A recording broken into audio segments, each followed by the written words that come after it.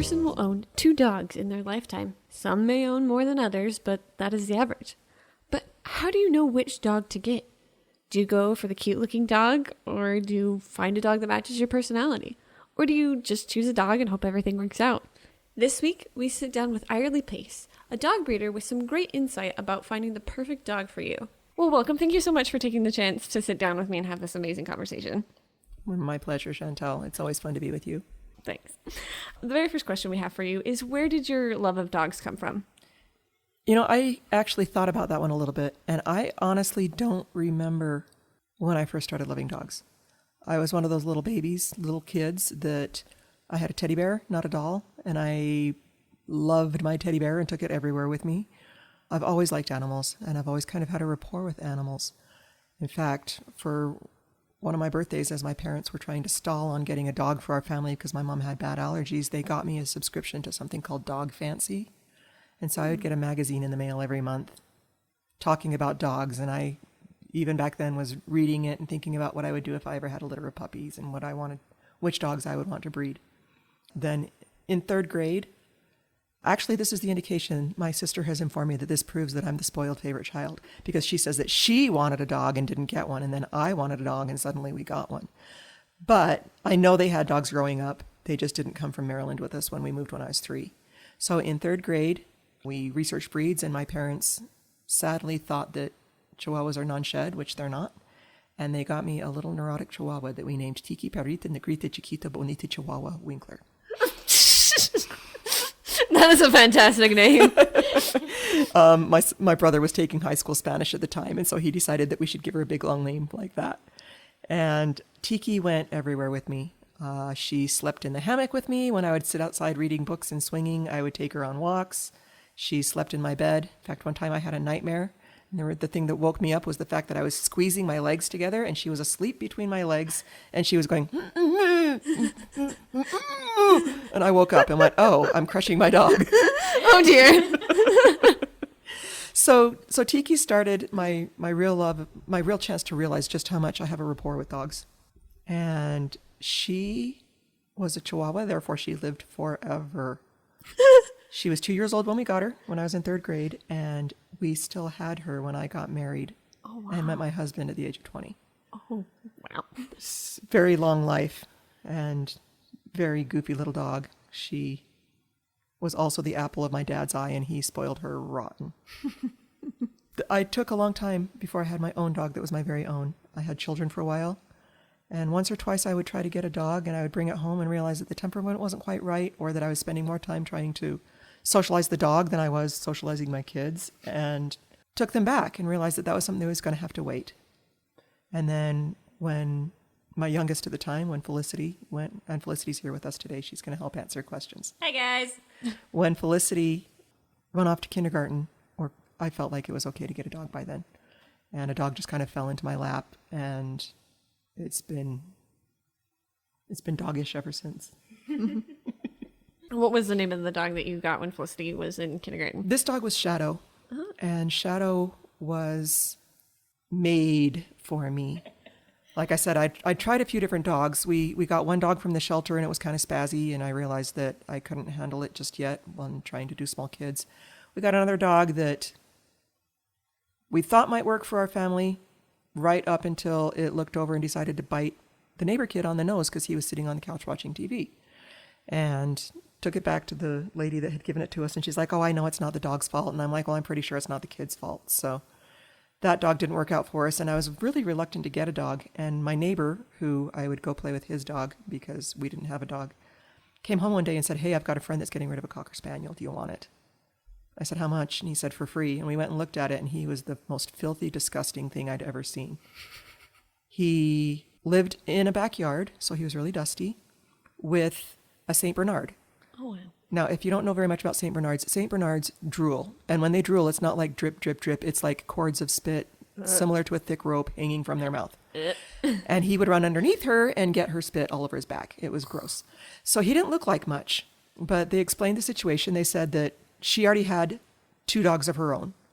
And she'd gotten this dog for her dad, but her dad was not done grieving the dog he'd just lost and didn't want to bond with this little pup. And so she felt bad for him. And so she decided she was going to just give him away. So I brought him home and gave him a bath and discovered that underneath he was a really pretty, soft, curly black, kind of shiny and silky. And this dog and I bonded like you would not believe. He ended up being... My husband says that God made Shadow specifically for me.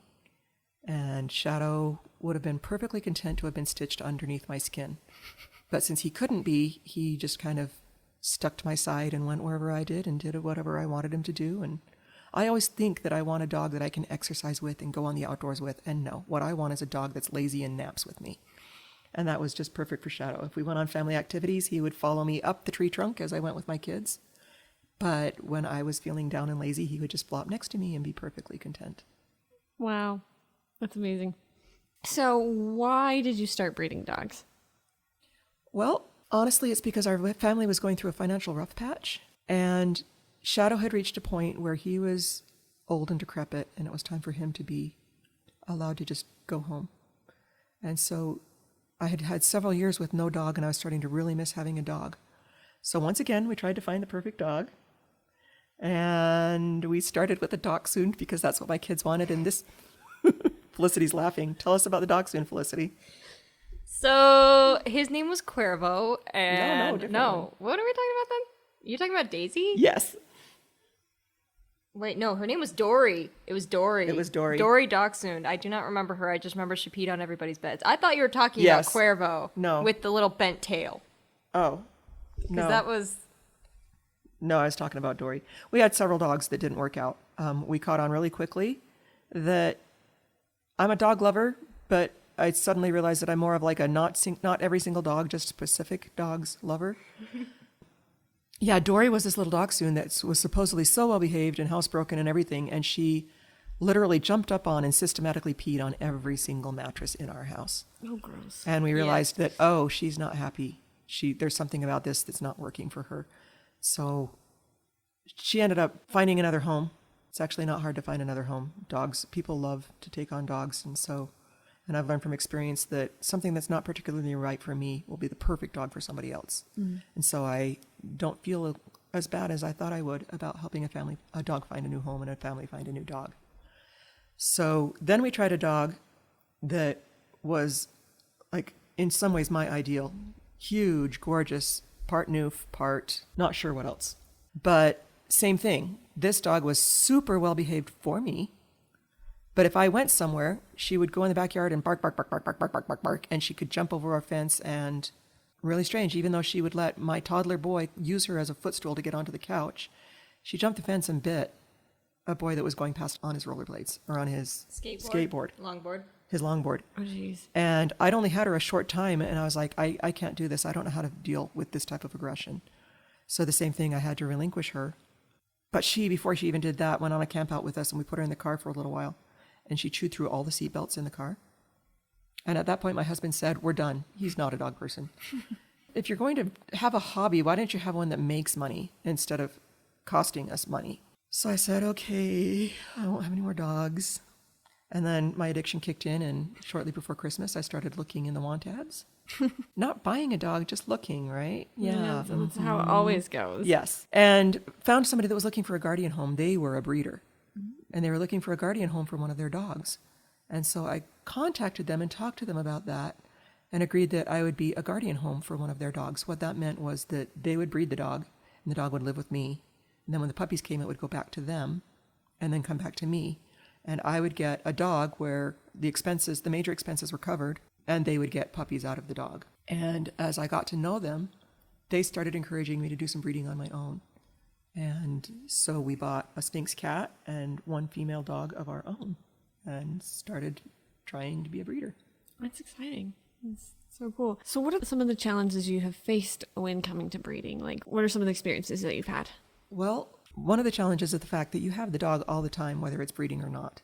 And again, I've learned that dogs have many, many different temperaments. And just like you can be friends with anybody in your college class, or you can be friends with anybody in your neighborhood, but that doesn't mean you necessarily want to live with all of them. I've had a lot of dogs where their temperament just didn't quite mesh with mine.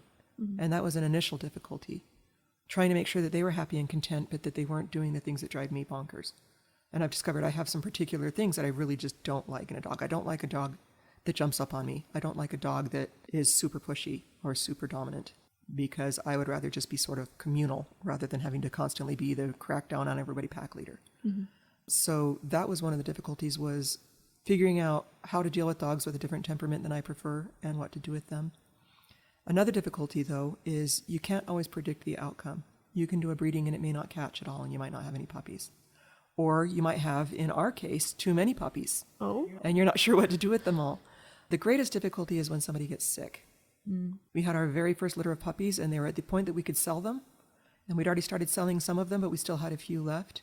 And we moved to a new neighborhood and discovered, too late, that area was a hotbed for a disease called parvo, which is incredibly deadly for puppies. Oh, no. And so we ended up spending several thousand trying to keep that litter alive by hospitalizing it. And there's a lot of dilemmas that come along those ways. You'll have litters that are born where you can tell a puppy is sickly. What do? Do you let it grow up and then decide whether or not it's healthy? Do you go ahead and put it to sleep then? We've had dogs get in terrible accidents. We've had dogs get sick with things that we didn't even know they had until it was too late, because we just thought they were moping, or we didn't. It takes a lot of experience, and we didn't have it yet, to recognize this puppy is not going to thrive, or this dog just went blind and that's why it's suddenly no longer leaving its nest. There's things that you can't necessarily know until you've been through it. And I think that the greatest difficulties were the times when puppies weren't thriving, or when mamas weren't doing well, and trying to figure out how to deal with that. Wow. What are some cool things you've learned about breeding, like genetics-wise, with dogs? Well, that was another one that I learned kind of on the fly. When I was growing up reading Dog Fancy, it was kind of on my bucket list that I wanted to have a litter of puppies someday. And I thought, well, I need to do it following all the right steps. I need to have the perfect dog, and I need to have this, and I need to have that. And these friends of mine that I mentioned had started me with a guardian dog were kind of mentoring me, and it took me a while to realize that I don't agree with all of their philosophies. But they told me, oh, don't worry about it. Here, just take this male, take this female, the puppies will sell. So I sort of started that way and didn't really know. I just kind of took their advice on who to breed with who and what to do. But I kept a dog because I really liked the dog. And it was a black Labradoodle. And I thought, well, the blacks are the ones that don't sell very well. They're not as valuable in the breeding industry if you're doing it for profit. They make great pets, but not everybody wants a black dog. Yeah. They want the fancy exotic colors. So I kept her thinking, well, she's going to produce a bunch of black dogs, but that's okay. We'll sell them for less, and in either way, I get to keep this dog. Well, after I'd bred her, I met another breeder who knew way more, it seemed like, than the breeders that I'd been working with. And she said, your dog's black? Well, what color were the parents? And I said, well, the dad's chocolate and the mom's silver. And her mouth dropped, and it seriously looked like this huge avid spark in her eye of, oh my gosh, you're going to have the most amazing puppies. And I was like, what? She's like, no, if you carry chocolate, and if you this, and if you this. She started listing all the details I just told her. And she said, you basically have a goose that lays the golden egg. You have no idea what you're going to get, but you very likely could get every single color out of this dog. Oh, wow. So I started researching it and learned a little bit more about dominant genes and recessive genes, and what a dog carries and what a dog can produce because it carries that. And like my friend, I started getting really excited to see this litter because I realized that it wasn't very likely that she was just going to have black puppies. And then when the puppies were born, we ended up with 10 puppies, and none of them were black. Oh, wow. We had black and white, we had brown and white, we had solid chocolate, and we had a couple with tan ears. Oh, And we were like, whoa. And by then I'd realized that dogs, there's actually a lot to learn. Color is breed specific. So there are some colors that never appear in certain breeds. There's others where, for example, with poodles and labs, especially if you mix the two, there's 3 main colors. There's black, there's brown, and they call it yellow, but it's actually anything from light tan clear through to dark red is considered yellow. Interesting. And so for this black dog to produce yellow and brown and black and party, which is when they're 2 colors, was phenomenal. She really was just like, wow. What was this dog's name? This was Umbry. Oh. And she was my main breeder. We bred her 3 times. She's the only one that I've bred 3 times. Wow. And we stopped breeding her because her first litter was 10 puppies and her second litter was 12 puppies and her third litter was 14 puppies. And I thought, oh, wow. Oh, dear. if you keep going on this rate, You're going to get a lot. You've had a lot of babies, you're done. And so we just let her be a pet, and she was our pet for quite a while. But it was really fun learning more about the genetics and figuring out that I could actually choose what I wanted. And it was really interesting because another litter that I did later, it was a chocolate dog. So I knew exactly what I needed to do to get the puppies that I wanted. And I didn't use my own male with this litter. I chose a stud from outside of my own home. And when I went and talked with his owners, they were where I had been. They were brand new. And they were telling, yeah, we just bred it with a such and such. We're excited to see what the puppies looked like. And I went, if you just bred a brown with a red, they're going to all be black. And they were like, really? And I'm like, yeah, both of them are recessive. And if you mix the two, they can't match up. So you're going to end up with black puppies. And when the litter came, they're like, yep, they were all black. Oh, wow. I said, so what are yours going to be? I said, mine are going to be chocolate or chocolate party, all of them. And mine were chocolate and chocolate party, all 12 of them. You could get to the point where you could, like, I know what's going to come out of this litter. I know what's going to come out of this litter. You can actually tell quite a bit just by looking at a dog. Oh. A simple example, if you have a black dog with a brown nose, it carries chocolate. But it itself is not chocolate. Same thing, if you have a chocolate dog with a black nose, actually I have to stop and think about it. I don't do as well if I'm not looking at the charts. But it was very interesting to see, there's one of the charts that I found was amazing because it could tell you if your dog looked like this on the outside and you knew it carried this color on the inside and it had this color nose, it could tell you percentages of how many babies in a litter would be each color. Oh, wow. And so, I knew that if you breed a chocolate with a chocolate, the way recessive genes work, they will produce only chocolate. Because chocolate is a recessive gene. You have to have both little bees. If you ever remember doing those things in biology, you have to have 2 little bees to get chocolate on the right gene and allele. And so another one I did was a chocolate who had the fading gene. So she looks silver, and that's my current girl, Mimi. She looks silver, but she started out a chocolate puppy who then faded to silver. Oh, wow. The official term is lavender. Silver is for a black dog that turns gray, and lavender is for a brown dog that turns gray. But we bred Mimi, who was a lavender, with one of my puppies from Umbree's litter that was a black that had the fading gene. So by the time he was an adult, he was completely silver, but he started out black as a puppy. And they produced, again, goose with the golden egg, they produced puppies with tan ears that were pure white except for the tan ears. They produced black puppies that faded into silver. They produced black puppies that stayed black. They produced black and white party and chocolate party. And Didn't some of those still have the fading gene where yes, they were turning like silver. one of the puppies didn't have eyebrows when she was born, but by the time we sold her, she had little eyebrows like they were fading out. So the black starts she was turning cute. brown first, and then it turns to silver. And so they looked like they had Groucho Marx eyebrows that were these big brown spots over their eyes. Adorable. It was really cute. And you could see it happening even by the time they were 8 weeks old. You could see that the fading had gone. When they're first born, you can tell they're fading because they have little brown patches at their wrists or heels, and sometimes their eyebrows and underneath their tail. And if you can see that brown patch on a darker dog, then you realize, this is going to fade. And you could see it by the time we would be selling them at 8 weeks or whatever. The fading would have already gone from just behind their heels to all the way halfway up their arms. Oh, wow. And so, again, we knew that they both carried the fading gene. We knew that they both carried, I knew that there was a high chance he carried chocolate because his grandfather was chocolate and his mother carried chocolate and he had siblings that were chocolate. And I knew that she carried chocolate. And so I was curious to see if we could get other things too. And sure enough, since he's not pure chocolate, it was just a few of the cases that matched up and made chocolate and a few of the cases that matched up and made black. And only 2 of the 12 were able to match up with the reds, the yellows, to have the tan coloring. Just imagining them, I'm like, they're so It was like cute. it was like opening an Easter basket, what's inside, and you don't know until they're born, and it was super fun to watch the births. But I can imagine that being fun, just always like, what combinations can we get from this and this? So, how many puppies have you had come through your home? That one is a little bit hard to count. I know how many each mother gave birth to, but as you were saying earlier, what are some of the difficulties? One of the difficulties of having a litter is that there are going to be puppies that die. So I don't know if I should count that, for example, Candy had 8 puppies, but one of them was a stillborn. I don't know if I should count that one or not. So I kind of count it as how many puppies did I sell? And at that point, if you add the few puppies that I definitely remember didn't make it to that number, I think there have been at least 100 puppies that have passed through our home. Oh, wow. Some of them in multiples, and that was not fun.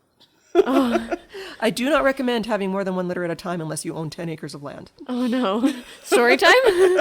Yeah, I was just gonna say that we've been at 76 for about 5 years. Then last summer we ended up with 2 litters of 12, and that pushed us up to like 100. And so we've had our fill of puppies. Oh gosh. How long have you been breeding? I started in 2013, Okay. and then I did it for 3 years, and that was when we had our first 5 to 7 litters, 8 litters. We lose track. And then we did from 2013 to 2016, and then spring, I guess, of 2016. It felt like winter. It was still winter. 2015, 2016, we sold the last of our puppies, and then we knew that we were going to be moving, and we weren't sure if we would be able to keep dogs in the properties if we had to rent for a little while or if we moved. So we kept 2 pets, but we didn't breed for a couple of years. And then after another move, we ended up in a place where we could have dogs again, and got 2 females. They brought each other into heat. My husband kept saying, you can do this, you can do this, you can do this. And I'm like, no, I can't, no, I can. And I was right, not him. We ended up with 24 puppies in our backyard, and it was... Puppy overload. Yes, puppies destroy land. Puppies chew, puppies bark, puppies go potty a lot. And so it can be really exhausting, and that may be our last set of litters. But that would have been 2 years later, so that was 2019 that we sold all those puppies. Oh wow. I can't imagine like just trying to take care of one puppy, all the food and all the care and all the mess that they make, but times that by 24 at the same time. Well, they always Like, say... it sound exhausting. Well, when you're bringing home a newborn baby, everybody does the what to expect when you're expecting and what to expect with your new baby. And they warn you that a newborn baby is going to have 8 to 10 diapers a day. And most of them are actually going to be messy diapers, not just wet. Well, so now multiply 8 to 10 diapers a day times 10 babies or 12 babies or 24 babies. It's a mess. Oh dear. And for the first few weeks, the mama takes care of everything. The mama will lick them clean. The mama will clean their nest. If she's a good mama. We've had some that were not interested in cleaning up messes. And so they fed their babies, and their babies were fat and healthy and filthy. And then we've had other babies that were fat and healthy and immaculately clean. And it all depended on the mama's interests. So, but yeah, they get a little bigger, and if you picture same thing, 12 puppies in your backyard, all going potty at the same time and running around and chewing on things and dragging things around, it can get a little crazy. It might sound fun for like an afternoon just playing with 24 puppies, but living with 24 puppies 24/7 for 8 weeks. We kind of got to a point, we've got, for the first 4 to 5 weeks, my little ones, because I had small children at the same time, my little ones would be like, I want to play with the puppies. I want to hold the puppies. I want to do the puppies. And then along about 5 weeks, 6 weeks, 7 weeks, they're like, I don't want to share the backyard with the puppies anymore. I want the puppies to go away. I mean, to be fair to them, at that point, if the puppies come running at you, it's literally like a tidal wave. So you just gotta walk out there. You're like, okay, well, I can't feel anything below my kneecaps now. This is fine. This hurts. Please stop grabbing my shirt. Okay, bye. Well, they're just, they're babies. They don't realize that their teeth are needle sharp. They don't realize that they're little claws when they try to jump up on you. We had a litter of kittens that were the same way. If the one kitten wanted me, they ended up being orphaned young, so I was their mama. I've bottle fed them, and thank goodness for my Mimi dog. She did the diaper change part for me, and I did the feeding part. And when they got older, they would climb up my leg with their little needle-sharp claws. And I'd be like, I'm not wearing pants, that hurts. Oh, dear. The puppies are the same way. They jump up on their mamas. They jump up on their caretakers, and they have no idea that their little muddy paws are... In fact, I actually have parallel scratches on my arm that are from either a dog or a cat. I don't even remember which at this point, but they're permanent scars from a dog jumping up and scratching me the wrong way. They have sharp little claws. So they're absolutely adorable and a little bit inconvenient. We kind of touched on this a little bit, but what do you look for in a dog you're going to breed? Like, what are some of the qualities or traits that you look for? There's a couple different things that you can look for, especially people that like going the purebred AKC route. They have very specific things that they are looking for in terms of conformation, which means, are the shoulders exactly the right height? Is the tongue exactly the right color? Is the head size just right? And they have very specific physical qualities that they are trying to match up with. The problem with that, which it sounds ideal in many ways, but the problem with that is that some breeders in the past have gotten so caught up on this dog is absolutely perfectly knockout gorgeous that they would say, I don't care that his temperament is a little bit flawed. I don't care. They weren't breeding for temperament, they were breeding for looks. And so they ended up with what got called puppy mill dogs. They all looked great, but their temperaments were no longer consistent or predictable. Then the other train of thought is, you know, if you do like I did, which are designer breeds or hybrid dogs, mine's not a pure lab and it's not a pure poodle. So which standard do I try to hold it to? Right. And that gets a little tricky. So I decided that I was going to be a hobby breeder. And so what I was far more interested in was getting a temperament that worked for a family. I didn't want a gorgeous dog that was a total temperamental brat genetically. And I've seen those. And in fact, we ended up with one. We got it as a puppy, and as it grew older, we realized we will never breed this dog. Her temperament is not what we would prefer. She's pushy and she's sly. And I don't think that I could trust her around other dogs, and I don't think I could trust her around other children. And then I've had other dogs where I don't know. Ideally, what I would like to find is choose a breed or choose something that I know exactly what they should look like physically, but still breed for temperament, because the way I advertise mine is I bred for temperament, good-tempered, sweet family dogs, and just lucked out that they looked gorgeous too. So I would choose my dogs based on what I thought that their personality would be like and what type of temperament they would produce in their puppies. But you also want a little bit of a mix, because just what I like isn't necessarily what everybody likes. So if you've got a really sweet, mellow dog like my girl Mimi is, then I bred her with somebody that was a little more bouncy. But then the puppies I liked were the ones that got her temperament. But there were other people like, oh, I totally love how playful this dog is. I want this one. And that worked out well. But I would never breed a mean dog, and I would never breed a sly dog. So even if it was a spazzier dog than I prefer, I made sure that it still had a temperament where its family thought it was just the most amazing dog in the world. And you had to touch on this a little bit. You don't want to just breed the dogs that you like, because not everybody likes the same dogs. What is your favorite kind of dog breed? That's a hard one. During those time periods when I couldn't have a dog yet, it just didn't work yet for me, I found a book called The Right Dog for You. And I love that book. It's so dog-eared. Sorry, the pun. Never apologize for the pun. I used Puns are it great. so much that the cover got worn off and the pages got ragtag. This author was saying you need to be aware when you go into it what you want in a breed. Because, well, amusing backstory. When I was in high school, I still had my dog Tiki, and my friend Dustin had a dog no, he didn't have a dog. His dad bred chows. His family didn't have a chow, which, Dustin, I think you should be aware of the fact that your family didn't choose a chow. Anyway, chows are big, huge, furry, gorgeous dogs that were specifically bred to be independent and aloof. And he used to slip hate notes in my locker to Tiki. Death to Tiki's, chows rule. You know, your dog is just nothing but a winged bat, you know, and I would laugh and I'd send things back to him and we would just joke back and forth about what was the best dog. But as I've looked at that now and as I've read this book, I got to see his grandpa's chows one time, and his grandpa would not let me anywhere near the cage because chows are not meant to be happy-go-lucky family dogs that the kids tug on their fur. But they're a gorgeous animal. If you're the type of person that wants an aloof dog that is good at guarding your home, then get yourself a chow. If you have 12 children and you want the dog to be able to tolerate all sorts of kid stuff, don't get yourself a chow. So, and this book talked about, this is what this dog was bred for. So, you know, if you want yourself a really, really quiet dog, don't buy a hound. They have been bred and designed to be really loud while on the hunt. Plus they're pack animals, so they're going to be friendly with anybody and everybody, and they're going to talk, as in bark or howl, at everybody. And he talked about a lot of the different breeds like that and explained, this is how big you can expect them to be. This is how much they shed. This is what their temperament's like. This is how they are with children. This is how loud they are indoors. This is how loud they are outdoors. And I studied that book a lot. And I think at this point, probably my ideal dog would be if I could have a Newfie Doodle. What's a Newfie Doodle? A Newfie Doodle would be like a Newfoundland dog, but bred with a non-shed, because Newfs shed like crazy, which I don't care for. And some Newfs are also really drooly, just like that St. Bernard was. But there are some Newfs that are a little bit tighter-lipped, and they have a reputation for being like the nursemaid dog. They are so incredibly good with kids, and they're incredibly good. But again, you have to make sure you're getting a good one that you've seen the temperament of the parents, because just because this is their reputation doesn't mean that all Newfs are that way anymore. Right. Because you don't know what people have bred for. So I would love to have a non-shed Noof. I really, really like my Labradoodles and Double Doodles.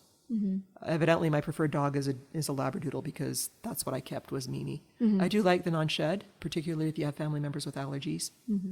I like dogs that have intelligent but eager to please temperaments. You know, he talked about intelligence. You don't necessarily want the smartest dog out there because if you are not the type that can keep a super smart dog busy, then the super smart dog will find its own jobs to do. I don't know. And that's what people run into with Border Collies. Border Collies are one of my favorite breeds. But where I'm kind of a low energy, middle-aged housewife, I better not get myself a Border Collie unless I have a job for it to do. You know, that's one of my favorite dog jokes. How many golden retrievers does it take to change a light bulb? Oh, well, just one, because I'd be happy to do it. You know, how many labs does it take to change a light bulb? Once again, one. Me. I want to. Please, let me do it. How many Old English sheepdogs does it take to change a light bulb? Well, sheepdogs have tons of hair over their eyes, so their response would be, what light bulb? And how many Border Collies does it take to change a light bulb? Well, of course it only takes one, but since it was such a simple job, he also reconfigured all of your wiring to make sure that it was up to code. That's a Border Collie for you. They're highly intelligent, very eager to please, but very, very driven. If they're not out with a whole herd of sheep running duty on them, then they'll find other jobs to do, like dig up all of your drain pipes in your backyard and reroute your sprinkler system, or chew holes in the drywall, or things like that. And so you have to be aware of what you want in a dog before you go choosing a dog. And I highly recommend that anybody who's doing it, research your breed a little bit. Don't just go get whatever is the cool, popular dog unless you know what to expect with that dog. Wow, that's amazing advice, because I feel a lot of people are like, oh, I like the look of this dog, I want this dog, but you also have to take into consideration what is their energy levels and what is their temperament like. Exactly. So what is your favorite part about breeding dogs? Like, why do you do it? I think that I should probably stop being a breeder and start hiring myself out as a nurse midwife, because I love the birthing. I love being with the female and working with her and comforting her and helping her become more relaxed. If you've got a first-time mama, they don't know what's happening to them. And to have a rapport with that dog and to be able to help them relax, to help them bring the babies out, to see what the colors the babies are, to hold those sweet little things and work with the mama. And I love the birth process, and I love watching the mama with the babies for the first few days. That's my favorite. That's amazing. What is your least favorite part about dog breeding? I touched on this a little bit earlier. My least favorite part is the difficult decisions that you have to make. We had a puppy that stopped growing, and the mama would push it away and refuse to let it nurse. She rejected it.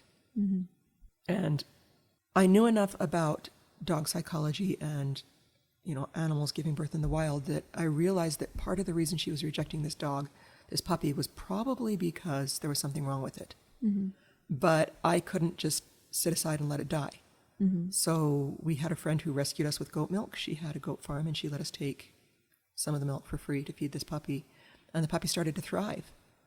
And we had to keep a real watch on it. I wasn't sure I could sell it because I didn't know for sure if there was anything wrong. And we took it to the vet and talked to the vet about it. And he told us, well, here's some things to watch for. And if it makes it to a year without these things, the main thing being having seizures or failing to thrive again, then the puppy's probably okay. Well, it made it to the 1 year mark, and we were all excited. And then a month later, it started having seizures. Oh, no. And so I am glad that we didn't just completely give up on him, because he was a really, really fun pup. Our family really enjoyed this dog. But, you know, when I'd see things like that, when I'd see a puppy coming out that was too small, or that the mother was rejecting, or when I had to decide, do I let this dog continue living and paying tons of money for medications that I can't afford right now? Or do I put him down? And before we could even decide, before we could have even gotten a medication working for him, he'd already had such profound seizures that it was what, Phyllis, a matter of days or weeks where we watched him go from being a happy-go-lucky puppy to acting like he was drugged. He just was completely lethargic and unaware of what was going on around him. And those are the hard decisions. Do I go ahead and put him down now? Do I try to give him a good quality of life?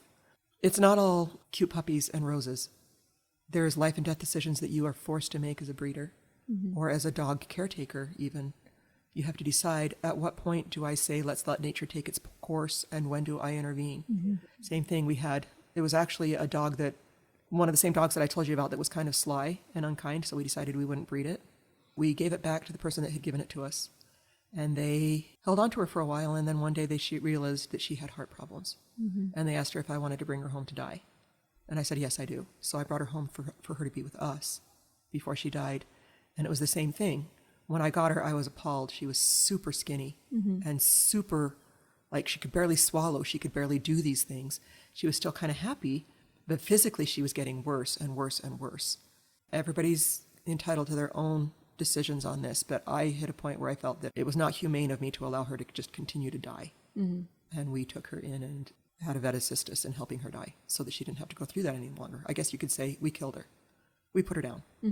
But I felt at that time that it was a far kinder decision to not force her to go to the very end, where she didn't understand what was going on and she couldn't figure things out. And she is a dog, not a person. And so for us, that was very difficult, though, to watch those dogs suffering and have to decide whether or not, is this life or death, or is this something that can go on?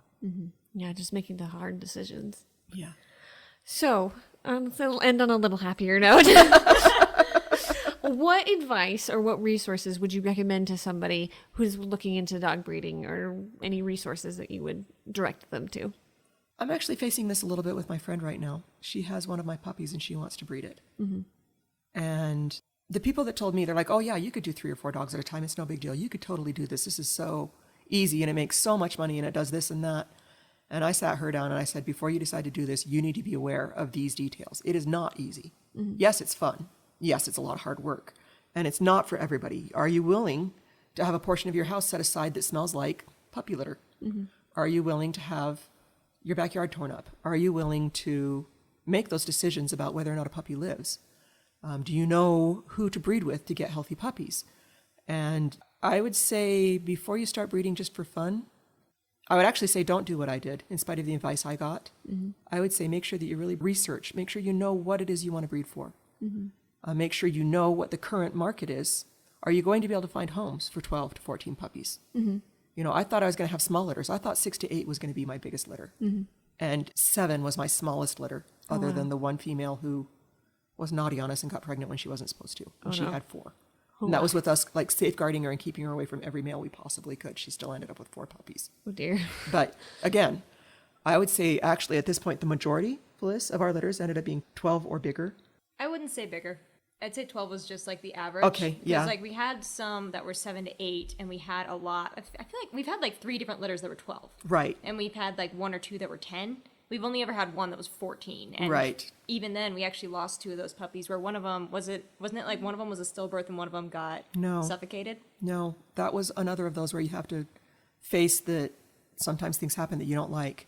One of the puppies got stolen by another female who wanted to nurture it. And she got all happy and licked all over it, but she didn't know what to do next, so she just walked away when she lost interest, and the puppy died of hypothermia. Oh no. The other one, there were 14 puppies, and the mom was lying down wherever she could in this. She was in a swimming pool. It was big, but she still, all the puppies are right with her, and she shifted in her sleep and didn't realize that she was lying on top of one of the puppies. And the puppy was squeaking, but you can only squeak so loud when you're 1 week old and stuck underneath your mother. So she ended up smothering one of her puppies. And I think it was more devastating for us than it was for her. But puppies die. But yeah, I think you're right. I think that maybe 10 is our average, 10 to 12. And I think that if somebody wants to be a breeder, you need to be aware of what you're getting yourself into. You need to be especially aware, am I going to be able to find good homes for these puppies? Are they going to be free of health problems? If I were to continue breeding, I would prefer to do it with a health-tested dog that I know every detail of its genetics and what it can produce, including any flaws it might have. And that costs a lot of money. So don't just go into it thinking you're going to make a fortune selling whatever is the most popular dog. Be aware of all of the responsibility that goes along with it. Well, thank you so much for this opportunity to sit down and really have a conversation with you. I've known you for years, never had this chance to do it, so I was very excited to sit down with you. Well, thank you for considering me one of your talented people. You are very talented. Thanks for joining me. You're welcome. Bye-bye. On next week's episode of Talented. The King of Random was founded several years ago by a man named Grant Thompson, who was the King of Random. He got his name from a friend who basically told him, hey, dude, you're like the King of Random, because Grant loved to explore.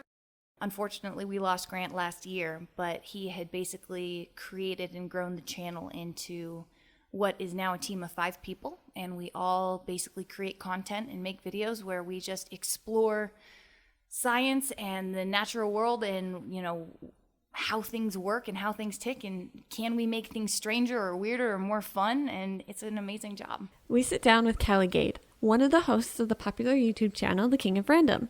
We learn what it truly takes to be a YouTuber. Until then, stay talented.